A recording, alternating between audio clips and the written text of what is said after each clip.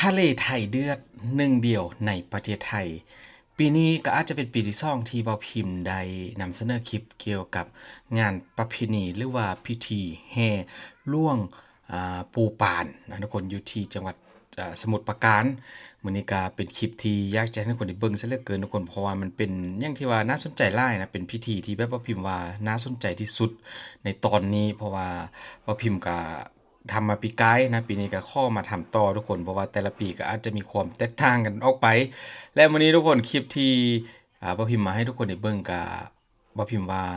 เมืองไทยทำอะไรก็แบบยิ่งใหญ่สุดๆเลยนะทุกคนหรือว่า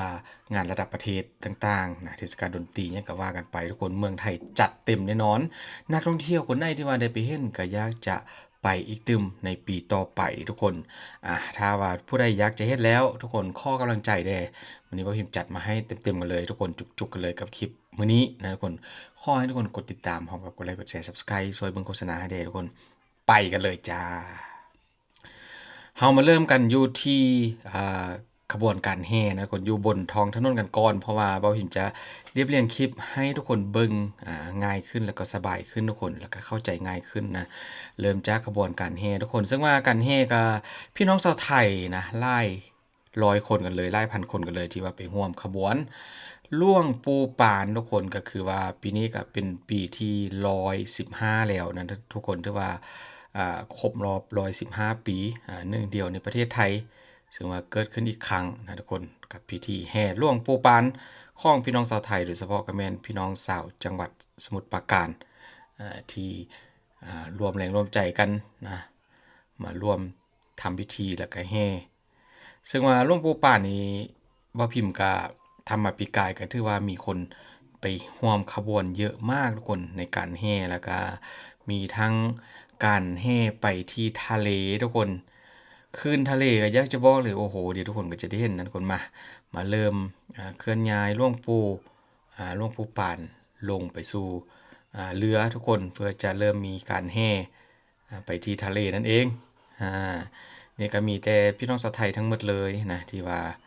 มีจิตใจใส่ศรัทธาอยากจะไปร่วมทำบุญในครั้งนี้ทุกคนประเพณีแบบนี้นะทุกคนบ่พิมพ์ว่าหนึ่งเดียวในไทยแล้วก็อาจจะเป็นหนึ่งเดียวในโลกอีกเพราะว่าบ่มีประเทศอื่นทำแน่นอนนะเพราะว่าเป็นประเพณีที่ว่าสำหรับพิมพ์ถือว่าแปลกหลายนะเอาเรือหลายๆลำทุกคนเห็นบ่หลายร้อยหลายพันลำแบบมาลองแล้วก็แห่ไปพร้อมๆกันตรงนี้มันเป็นมหาสมุทรเป็นทะเลบ่ทุกคนหรือว่าเป็นทะเลสาบเป็นทะเลจริงๆบ่นะนี่ว่าพิมพ์ข้อถามนิดหน่อยนี่เรือที่ว่าอ่าหลวงปู่ปานเพิ่นเคลื่อนย้ายมาก็จะเป็นเรือแบบนี้เลยทุกคนด้านบนก็จะมีการเขียนชื่อใส่นะนี่มุมต่ำมุมสูงทุกคนสลับกันไปให้ทุกคนได้เห็นลายบรรยากาศนอกจากนั้นก็จะสังเกตเห็นเลยว่าเรือขนาดเล็กก็มีเยอะเลยทุกคนบ่ว่าจะเป็นเจ็ตสกีแล้วก็เรือเครื่องยนต์เล็กนี่เห็นบ่คอยประคองด้านข้างแล้วก็เจ็ตสกีนำหลังว่าผิวก็สงสัยอยู่ทีแรกทุกคนเรื่องของเรือเจ็ตสกีเข้ามาทำอะไรทำไมมันเยอะจังนะแต่ว่าพอไปดูเราไปเห็นคลิปนึงทุกคนมีเรือเกิดอุบัติเหตุนิดหน่อยก็คือเรือคอมนะก็เจ็ตสกีรีบเข้าไปช่วยได้ทันหมดเลยนะแล้วก็ใส่เรือที่ว่าเครื่องจักรเล็กเรือเล็กนะผูกเสือกมัดใส่กับเรือที่ว่าจมลงน้ำมันลากขึ้นแคมตะลิงแคมฝั่งนั่นเองทุกคนถือว่าเป็นการวางแผนแล้วก็เซฟทุกอย่างจริงๆนะเฮามาเบิ่งกันทุกคนขบวนการแห่ขนาดใหญ่ของพี่น้องชาวไทยคนที่ว่ามีจิตใจใส่ศรัทธาไปร่วมพิธีดังกล่าวนั่นก็คือการแห่ล่วงปูปานอยู่ที่จังหวัดสมุทรปราการทุกคนข้อทักทายสบายดีนะสวัสดีพี่น้องชาวไทยที่อยู่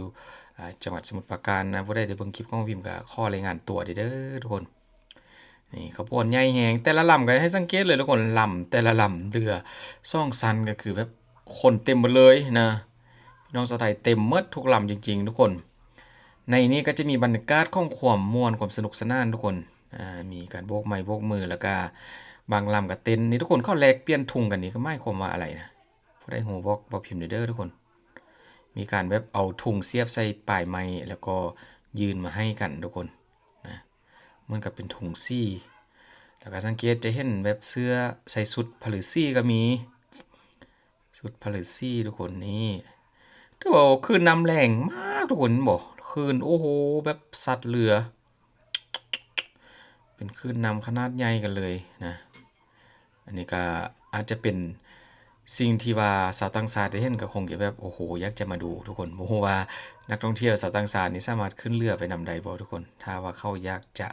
ไปร่วมขบวนแห่หรือว่าพิธีแห่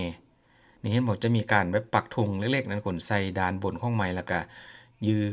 ยื่นให้กับอีกเรือลำหนึ่งที่ว่ามาด้านข้างเรือเล็กเรือน้อยเรือใหญ่ทุกคนไปกันแล้วขบวนที่ว่าศักดิ์สิทธิ์แล้วก็เป็นฮีตของประเพณีของพี่น้องชาวไทยโดยเฉพาะก็เป็นจังหวัดสมุทรปราการที่ว่ามีการสืบทอดกันมาทุกคน115 ปีนี่ก็เป็น115 ปีที่ว่ารุ่นต่อรุ่นรุ่นพ่อรุ่นแม่รุ่นปู่รุ่นรุ่นอารุ่นลูกรุ่นหลานสืบทอดกันมาโอ้โหอันนี้บ่แม่นอันทะเลสาบหรอกอันนี้คงจะเป็นทะเลจริงๆแล้วแม่นบ่ทุกคนเพราะว่าดูจากความกว้างความใหญ่มันคือมาของเส้นสุดขอบฟ้าของทะเลเขาจะมุ่งหน้าไปจังหวัดอะไรทุกคนเยอะมากเรือแต่ละลำบรรจุคนไปเยอะเลยทุกคนแต่ว่าเรือที่ทำพิธีหรือว่ารวมขบวนพิธีนี่ก็จะเป็นเรือของชาวประมงเลยแม่นบ่ทุกคนเพราะว่าสังเกตว่าจะเป็นแบบเรือคล้ายๆรูปทรงเดียวกันทั้งหมดที่ว่าพิมพ์เข้าใจก็คือเป็นเรือของชาวประมงนี่ไปแล้วทุกคนเจ็ตสกีก็คอยประคองนี่บ่ขี่ไปเอาทุงทุกคน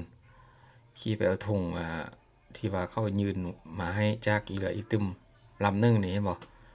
ทุกคนก็ยืนเอาทุงนี้ความหมายว่าอะไรทุกคนหรือว่าเป็นทุงศักดิ์สิทธิ์ใช่ไหมเรือลำนี้ที่ว่าเอาล่วงปูป่านเคลื่อนย้ายไปก็คือมีแต่ละลำเข้ามาใกล้ๆแล้วก็จะข้อทุงนะตามที่พ่อพิมพ์ดูมาไล่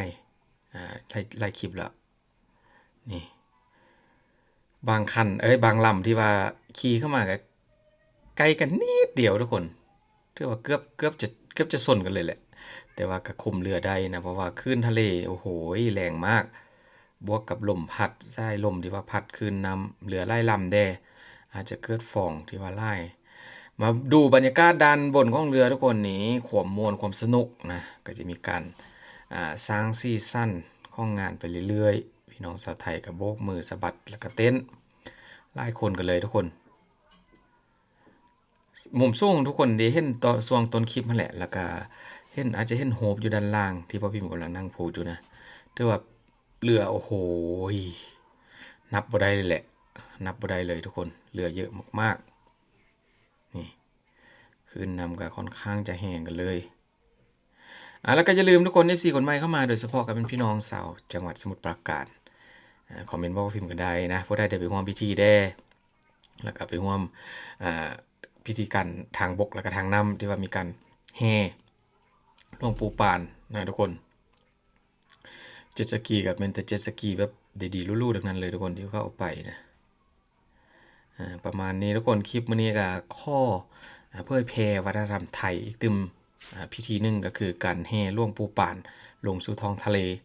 อยู่ที่จังหวัดสมุทรปราการนั่นเองทุกคนบ่พิมพ์ก็พร้อมที่ว่าจะเป็นอีกตึมช่องทางเล็กๆในการโปรโมทเมืองไทยบ่ว่าจะเป็นคิดของประเพณีการท่องเที่ยวแล้วก็เกินเทศกาลนะเกี่ยวกับประเทศไทยทุกอย่างแหละผู้ได้มีอย่างกันดีๆกันแนะนำเข้ามาได้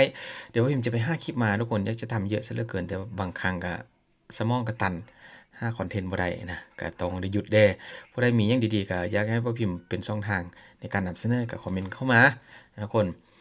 ขอบคุณหลายๆทุกคนมื้อนี้ก็เป็นเรื่องของประเพณีไทยซึ่งสิ่งหนึ่งที่ว่าสืบทอดกันมา115 ปีกันแล้ว